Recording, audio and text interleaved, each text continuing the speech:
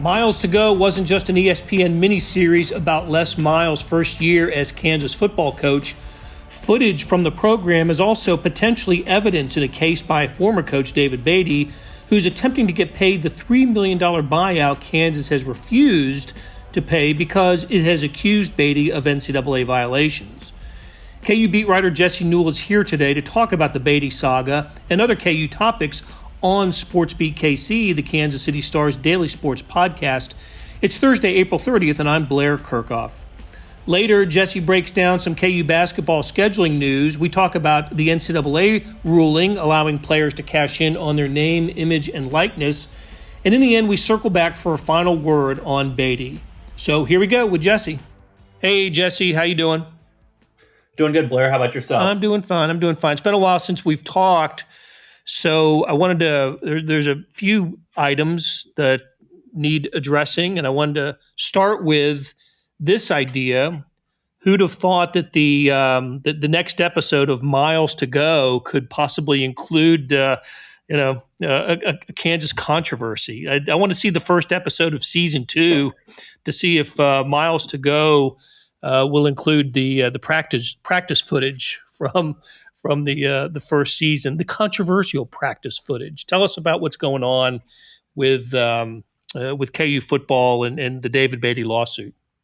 Yeah, it's sort of a saga, a soap opera happening when there aren't sports happening. So I think it's getting a little bit more coverage now just because of that. But to sort of go back before we go forward, I just kind of want to explain, because I know a lot of people, I'm talking about this like everybody knows what's going on, but probably 90 or 95% of the people I'm talking to right now don't understand or have the backstory of what happened. So basically going back, and we'll make this very brief, but David Beaty, went whatever it was, 6-42 with Kansas. He was fired contractually, what we call without cause. So he didn't have, things wrong with him, violations. Basically, this is what happens when you have a football coach who doesn't win. Charlie Weiss, KU paid his buyout.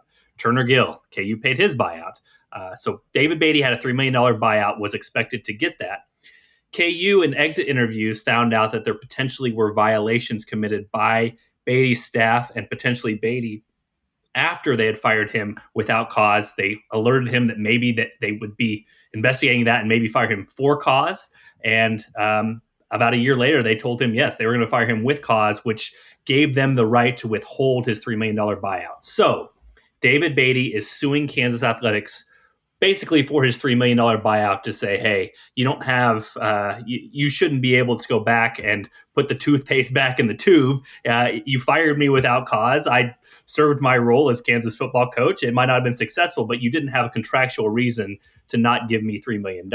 Kansas says, well, if we'd have known about these violations, we would have fired you on the spot. And so, there is a reason to go back and say that you don't deserve that money. So all of this has led to this continuing to go on. A lot of times these cases get settled out of court just because both sides are going to have lawyer fees sort of rack up. But as this slow trickle of information has come out, we learn more and more about the KU athletic department. And a lot of this stuff has sort of been negative PR for Kansas athletics that they sort of try to eliminate or keep down as much as possible. But the latest thing you spoke about is that a judge ruled basically against Kansas athletics and said that KU athletics has to turn over practice video under Les Miles, and also unaired footage of Miles to Go, this ESPN Plus documentary, to David Beaty's lawyers as part of discovery, which again, discovery is, I'm learning all these things about law, but discovery is kind of gathering facts as it relates to the case so that you can potentially use it in trial.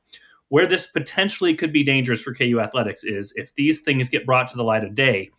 For one, the unaired footage of Miles to Go, David Beaty's lawyers claim that there's some information in there, whether it was Jeff Long speaking on microphone or other administrators speaking, to basically indicate that the process of firing David Beaty happened way before David Beaty actually was fired by Kansas on November 4th, 2018. So if that's the case, potentially David Beaty's lawyers are going to try to argue that, hey, they say that they would have fired David Beaty if they learned of these violations, but actually this was something that was in the works for a long, long time. And then the second part of this, which might be more dangerous, is the Les Miles practice footage, which we originally had a report in the Star here a few months ago talking about how Les Miles' staff had a lot appeared to have similar violations of non-countable coaches coaching in practice that David Beaty was being accused of as part of this lawsuit. So with David Beaty's lawyers now getting their hands on all this footage of the practice film,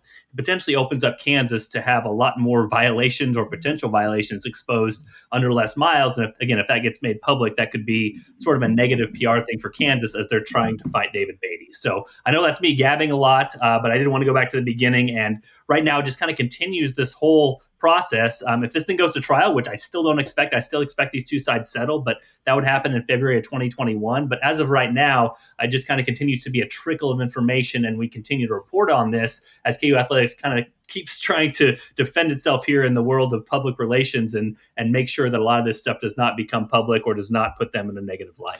The public relations part is certainly not favoring Kansas at this point. With every story, it just, because we're hearing mostly from Beaty's camp on this and not KU. KU's responded, I guess, a couple of times, but mostly what we're hearing is from Beaty's attorney. There's so many things here, Jesse. One is one of the things that we've heard from the Beaty camp is the suggestion that from them that Kansas was looking for reasons to fire him. Take us through that. What was the, this is after Jeff Long was hired as the athletic director, and of course Beaty and Long had the season together. Beaty was fired at the end of this fourth season at KU, but then you started hearing from Beaty's camp that Kansas was looking for reasons to fire Beaty, to get out of the $3 million contract. Yeah, so this is sort of complicated, but a lot of what you're talking about, Blair, comes from a deposition that was made public and unsealed from Matt Beaty. So I know we've got multiple Beatys here, which makes things confusing, but Matt Beaty is the former head of the Williams Fund, which is the fundraising arm for KU Athletics. And no relation. Let's say that. No relation. No relation, yeah. Matt Beaty is B-A-T-Y and David Beaty is B-E-A-T-Y. Matt Beaty is no longer with KU Athletics. He was asked to resign because of by Jeff Long early in his tenure. So obviously that's part of the story as well. But Matt Beaty spoke about in his deposition when asked to basically say that what he testified under sworn testimony was that KU did not have the money to pay David Beaty, and yes, that they were looking potentially for ways to get out of that buyout. And so part of this, it seems like David, again, he's part of a long cycle of losing for Kansas football. And he's also part of a long cycle of KU Athletics trying or potentially having to pay its way out of a coach. And I just mentioned the other ones that KU did pay. KU did pay Charlie Weiss. KU did pay Turner Gill. Those guys, multiple $1 million to go away to start over with this thing. And so it is very painful when you have to pay for an outgoing staff to get rid of them and then to bring in a new staff when you feel like the previous coaching regime didn't do much in the way of wins and losses, which is the case here. But the distinction there, again, is contractually. And so KU contractually, as they originally stated it, they were going to pay David Beaty his $3 million. That was part of the buyout. They didn't have a reason contractually to fire him because him losing games is not a reason to not get his buyout. You know what I mean? If that happened across college football, nobody would ever sign a contract. Nobody ever become a college football coach.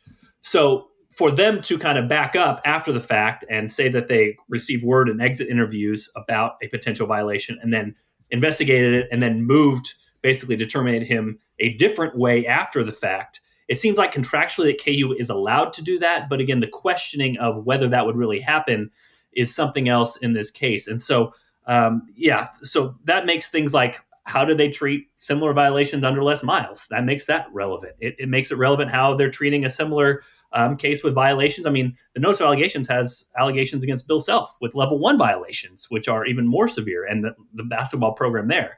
How do they handle him compared to David Beaty? That's kind of what Beaty's team is trying to argue here. And I know I've kind of wobbled away from your original question here, but I think the point of this whole thing is just kind of it's interesting in that fact, which is, yes, Beaty's team is trying to basically say, hey, this was sort of contrived. And it sort of is a big picture important case, I think, for a lot of NCAA teams, because if you think about it, I'll bring up an example, and again, it's sort of unfair here, but think about Danny Manning, Blair. Okay, we've heard reports out there that Danny Manning is leaving Wake Forest, or obviously he got fired from Wake Forest, but that his buyout is around $15 million. I'm sure Wake Forest doesn't want to pay that money, but contractually they're supposed to pay that money. So if you're John Curry, the former K-State John Curry, and you don't want to pay the $15 million, is there a way to do what KU's doing? I mean, do you go try to find something that happened under Danny Manning to get him out of it contractually? And that's sort of, I think that's what Beaty's legal team is trying to argue here, that like anybody could come up with something if they wanted to try not pay the money. But at the bottom line is both sides signed a contract, and KU should honor that contract, because in the contract it doesn't say that Dave Beaty had to win football games. It said he had to perform the job, and he performed the job. So that's sort of the interesting part of this case too, which is if this works for KU athletics, if they are able to get back some of the money or potentially win in a trial down the line, if this will be repeated by other athletic programs out there. And Danny Manning and Wake Forest seems to be one that would be ripe for the picking, because I'm sure that athletic department feels like it made a mistake and certainly doesn't want to pay a $15 million buyout. Right. So one thing that the Beaty camp is trying to do is to get the accusation reclassified from a level 2 to level 3 distinction, because that's a lesser penalty and in the NCAA rule book, and it's important because of a term called coach control. So tell us about that. How is that? Why is it important for the Beaty camp to have this classified as a level 3 and not level 2 violation?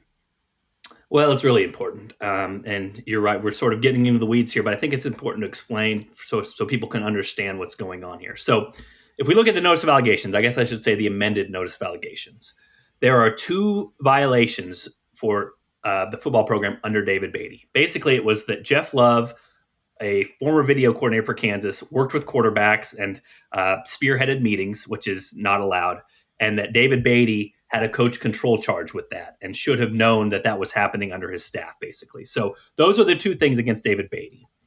The one that got amended, which it seems like partly due to our story in the Kansas City Star reporting under Les Miles, was a level 3 violation. And it basically said kind of a similar thing where coaches who aren't allowed to coach football players were doing so under Les Miles' regime, but that doesn't give a coach control charge. The David Beaty ones are level 2. So it's the middle tier of the 3-tier system for the NCAA. So it's kind of middle tier of severity. For Les Miles, the one under Les Miles' tenure, it's a level 3 violation. Why it's so important, the distinction between level 2 and level 3, and this is why it was in David Beaty's response to the NCAA, is level 3 violations do not have coach control charges. So if we are going to pin a violation directly at the feet of David Beaty here, okay, the only thing that you can get at is that he did not properly monitor his program when a video coordinator potentially was overseeing quarterback meetings. If that gets if that gets classified as level 3 violation, though, then David Beaty's violation by definition should go away. It should just be a single level 3 violation for Kansas football. And that would be very important for the Beaty camp, because basically then KU wouldn't have much of a ground to stand on to say that David Beaty committed violations. You could simply just say that one of his former video coordinator committed a violation, and that would be that. So again, it's sort of getting into the weeds about the distinction between those 2 things there, but that's the reason Beaty's team so much wants that to be classified as a level 3, or wants the NCAA to determine that, because if that actually is the case, then basically it takes the onus off of David Beaty, and he could kind of be free and clear of any charges moving forward. It's not only important for him in his legal case and potentially for what his fight is against Kansas, but could be important for him for down the road when he's trying to get employed by other schools out there, because all of a sudden an NCAA violation would no longer be associated with him. Well, and he has been trying to get other jobs, and he looked like he had one lined up at Texas, and that fell through, and there's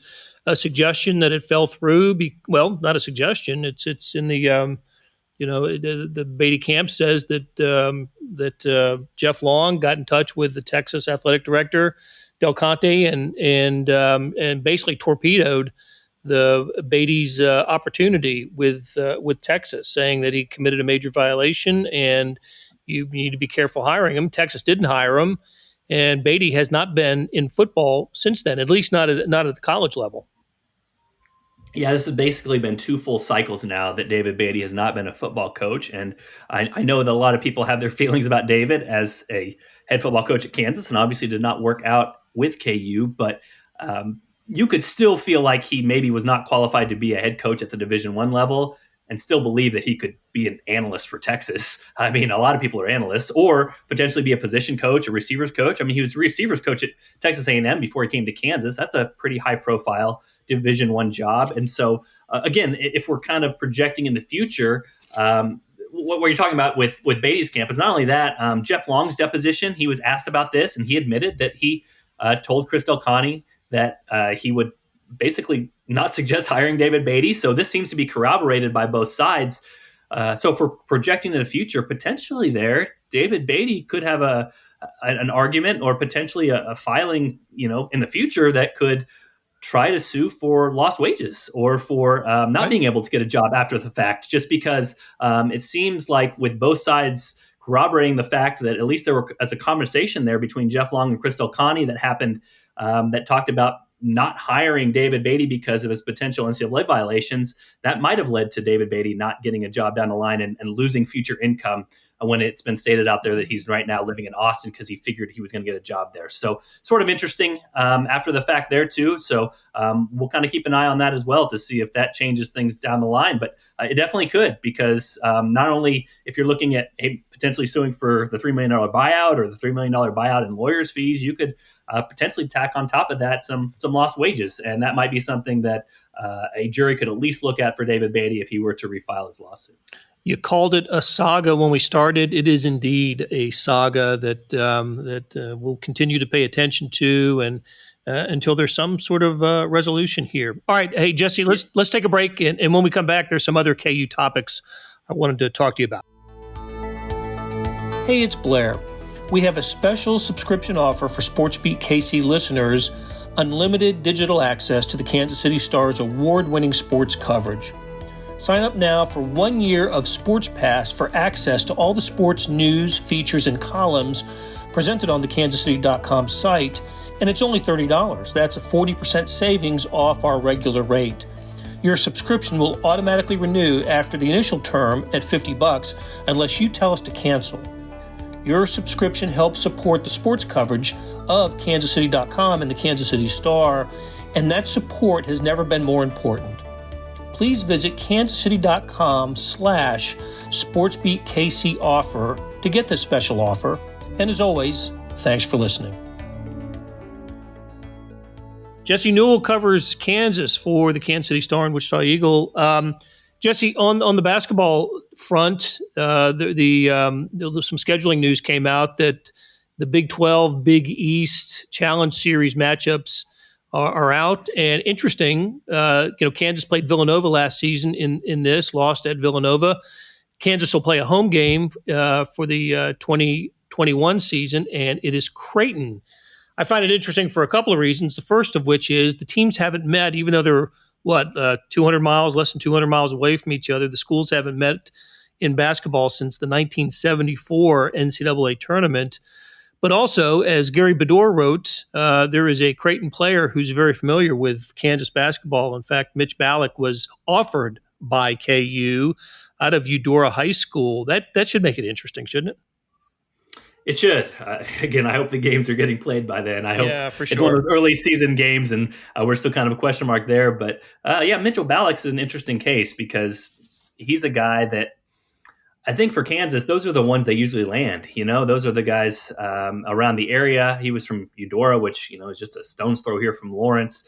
You think back in time that if there's been a top recruit in Kansas, usually Bill Self has gotten right in and taken that guy. But the other thing I want to, it's sort of interesting to look back at his career now, and Creighton seemed to me like a good fit for him from the start, where a wide open offense, he'd be able to take a bunch of threes. Obviously, he's had a bunch of success there, so I don't think anybody can question his decision. Got some playing time right away. But if you look back, Bill Self and Kansas have really changed ever since Mitch Ballack committed to Creighton. And they play a style now where I think Ballack would really thrive. I think if Bill Self's offense now was what it was when Mitch Ballack decided to commit somewhere, I think Ballack would have been maybe a higher priority recruit for Kansas, and I think that Ballack probably would have given a lot more thought towards committing to Kansas over Creighton. But at the time, it's hard to think about this just with how the world has changed, how basketball has changed so much in a short period of time. But Bill Self basically went from playing no four guard lineups to last year playing primarily four guard lineups, and went to, okay, two bigs have to be on the floor, to, man, you're looking at next year, it's like, how can they even put two bigs on the floor, because they have so many wing type players that they got to get minutes to. So I know, our Gary Bedore talked to Mitch, and obviously he's looking forward to that matchup. He should be. I just hope it takes place. And not to mention, Creighton should be a great team next year. I've seen some of these preseason rankings that have them top 15, top 20. Some of them have them top 10. So that would be a great matchup at Allen Fieldhouse if it happens. But I think, like everybody else, I'm just hoping that sports come back quicker than I think. And right now, I just, it's such a good thing, would be such a good story. I just hope it happens. I really do. Yeah. Well, while we're on the topic of, hoping that sports returns sooner rather than later, KU is one school in the region that I've seen. There may be more, but it's one that I've noticed hasn't said, the president hasn't said anything about returning to class. I know Missouri president, hopeful, that has said publicly, hopefully plans to have classes starting in the fall. I think Nebraska, Oklahoma, a couple other schools have mentioned it, but no word from Kansas. Have you? Do you have a sense of that? That is Kansas poised to make some sort of statement about what might happen with fall classes? Yeah, I don't know. I mean, I think for right now, everybody's sort of in the same boat here, where you're kind of looking around to see what everybody else does. You're kind of waiting to see how everybody else reacts, and maybe better to be second on this than first. But obviously, we had the announcement earlier this week of the 10% pay cuts, which we'll get to here in a moment. But for Kansas, just no indication yet. I don't think that means one thing or the other, but I think potentially you're talking about something that's very important, which is, especially for football, you can't have games if you don't have people on campus for classes. And so that's one of those major obstacles that has to be overcome. And as these stay-at-home orders get lifted, potentially we'll see kind of the ramifications that come because of that. And maybe some of these schools that are waiting can look into that and figure out what's best for the students and the health and the safety, and obviously the bottom line for the university, which are in line to lose a lot of money. But yeah, we haven't heard much from Kansas yet, but I don't think that's too surprising. I think waiting until you have the most information is definitely a wise move, especially if you're doing something as big as what these universities are going to have to do. And it occurred to me as I was rattling off the names of the schools and some other ones that I've heard where presidents have expressed not just hope, but an expectation that school will start on time. They're all schools with large football stadiums, larger than KU. And that's been, at least in our world. Now, granted, our world is, we're sports colored glasses here. We want to know when sports are going to return. And it's the college football fan that it's almost like they're next, right? It's the season that hasn't started, but we don't know when it's going to start. Other sports, baseball, professional soccer, basketball, hockey, they either had their sports started and interrupted, or there's just, everything's unknown. But football obviously hasn't started. And I think it's the fans of those schools, the Oklahomas, the Nebraskas, and maybe some of the SEC that are really, really want to know and want some answer, whether it's the right answer or not, whether it's too early to speculate or should be speculating. At least their fans have answers, and maybe they'll end up being disappointed in the end. Nobody knows what's going to happen with campuses and football season. It's a state by state thing. Anyway, it's the NCAA is not going to rule that college football starts. It's going to end up rolling by state, and we'll just we'll have to see what happens. And again, we're just at the end of April. No decision has to be made on this just yet. You mentioned it just a little while ago. Kansas, the latest, add them to the list of schools where coaches and athletic administrators are going to take a pay cut. I think Iowa State was the first place I heard of this happening. Gosh, maybe 3 weeks ago. But Kansas is now joining the list. And what did you say the number was? What's the percentage cut by the coaches and Jeff Long? Yeah, it's 10% for Jeff Long, Les Miles, and Bill Self, and they sort of packaged it along with KU in general. I know, like Douglas Gerard, the chancellor, and a long list of other people from KU in general were taking those same pay cuts, 10% for 6 months. And so KU Athletics estimated that'd be about a $500,000 savings. I mean, it makes sense if you do the quick math on it, which is Bill Self makes about $5 million, Les Miles makes about $3 million, Jeff Long makes about $1.5 million a year. You cut that in half, which is about for 6 months, so that's, and then you take 10% of that. So it's pretty easy math. If you say that group of 3 people makes $10 million a year, half of that's $5 million, 10% of that's about $500,000. But it is sort of interesting times because, Jeff Long was publicly stated here about 3 weeks ago after those Iowa State cuts that, while the future was uncertain, he didn't anticipate that KU's coaches would have to go through something like that. And, sure enough, that's kind of the mode of these changing times, which is 3 weeks later, that's exactly what those guys did. And I think it gets a little bit twisted. I mean, I think it's easy for people to be cynical or skeptical out there, to be like, oh, well, look, the multimillionaires are out here taking 10% cuts. We shouldn't be bending over backwards and praising them. And I mean, I understand the sentiment to an extent, but this is a voluntary thing to help out the athletic program in a time that's going to be difficult. And I can assure you, like for Bill Self, he doesn't want any publicity from this. He does not want this to be broadcast across the world to make him look like a good guy. But obviously, this is a time where KU Athletics needs to make the budget. So, that's the step that's taken now. We'll see if more steps have to be taken. I would assume that they would have to be. And that's why football is so important, because of the TV revenue, because of the fan revenue. And if that can't happen, then, I'm thinking more cuts will have to be made.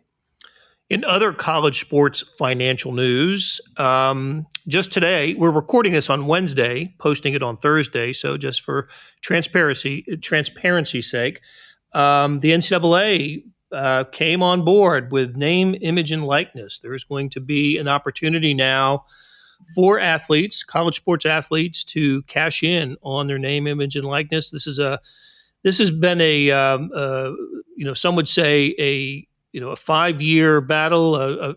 I would say it's more like a 100-year battle when it comes to college sports, and it's just flared up at different times over the course of the evolution of college sports. But anyway, it would take effect in the 21-22 season, and athletes who have the opportunity to make money on their name, their brand, will now have that opportunity. And schools are a lot to figure out, a lot to be determined here, but it's a step. It's a big step, maybe a game-changing step in the history of college sports. I'm wondering how a school like Kansas will be impacted by this. I'm wondering if they gain or lose anyone from a recruiting standpoint because of this. I really, to be honest with you, my first reaction to all of this is, however many student prospects there were in any sport the year before name, image, and likeness, there's going to be the same number the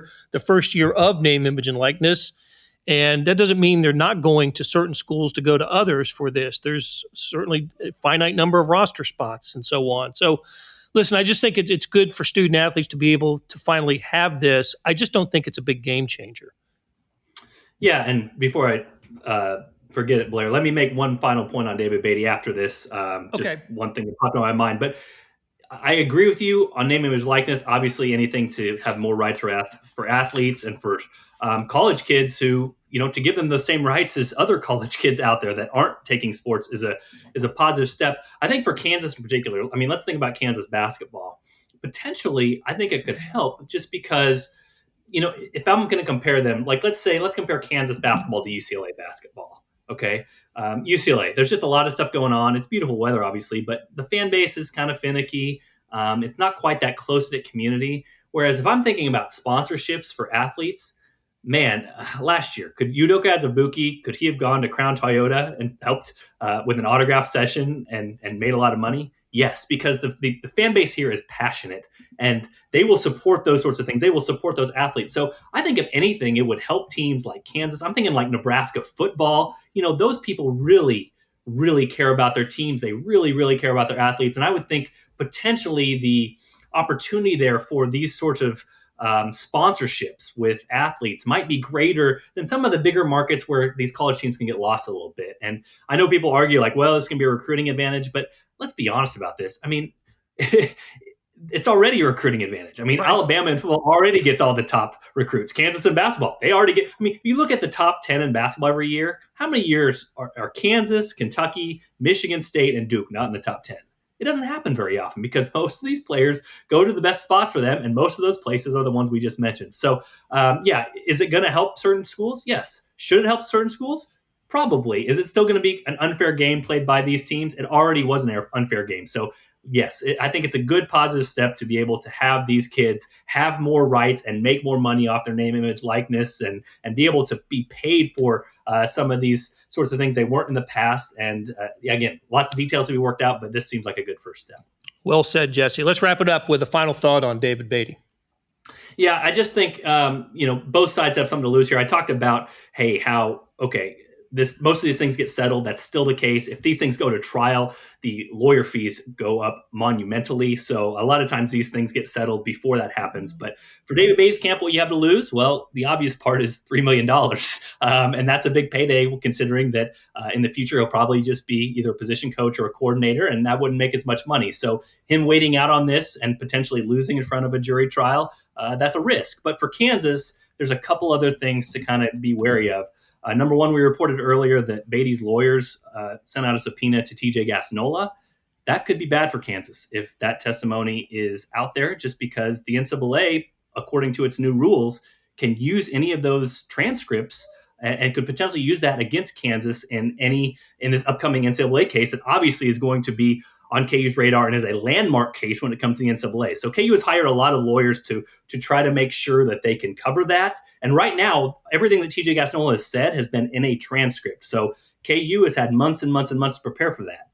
If TJ Gassnola is in a new deposition that becomes public, that potentially could be a problem for Kansas. And like I said before, the other problem for Kansas is this Les Miles video. If it happens in practice, if there are more violations that David Beaty's lawyers find that become public, potentially they could go back and re-amend the notice of allegations or have another one or have more things brought to light. And so there's a lot of danger there for Kansas's side to maybe potentially want to get this thing settled and make this go away. The NCAA case cannot go away with money. They're going to have to defend themselves. They're going to have to do the best they can. This one, it probably can go away with money. And so if KU kind of looks at the big picture wise, what they want to do, they might come to a conclusion that, hey, this isn't worth the battle right here. You settle this thing, you take care of it, and you make sure that your NCAA case does not get impacted or affected by something that happens in this David Beaty case. But I guess we'll see. Again, this has gone on longer than I thought it would, and this continues to battle on. And the two sides also might be a little bit used to sports. I said a lot of these things get settled out of court because that's how court proceedings happen. But, Jeff Long and David Beaty, they might be used to a scoreboard. They're sports guys. You know what I mean? Like after 60 minutes, there's a winner and there's a loser, and a jury trial would determine a winner and a loser. I think potentially, though, my guess would be that cooler heads would prevail and that both of these guys would come to a settlement somewhere in between. But if that doesn't happen, then obviously this jury trial would be of a lot of interest to a lot of people. And like I said, that would include the NCAA, and I'm not sure that potentially that's something that Kansas would want with this huge, huge landmark NCAA case coming up here in the next few months. Right. I think both parties want this to go away. I just think, the Beaty camp wants its payday out of this, and we'll see we'll see how long Kansas endures this fight, because that's what's happening. They're battling, and you're right. There's competitive nature here, but I think Kansas would be best served to have it go away, and it's got a bigger battle in front of it on the basketball side. All right, Jesse, thanks for taking some time today. Talk to you later. I appreciate it, Blair. Hey, before we get to the credits today, I wanted to bring your attention to something. Jesse and I talked about the staff, KU staff, Bill Self, Les Miles, and Jeff Long taking pay cuts. And we recorded that on Wednesday. Later Wednesday, we learned that Kansas State is doing the same thing. Let me read you from the release.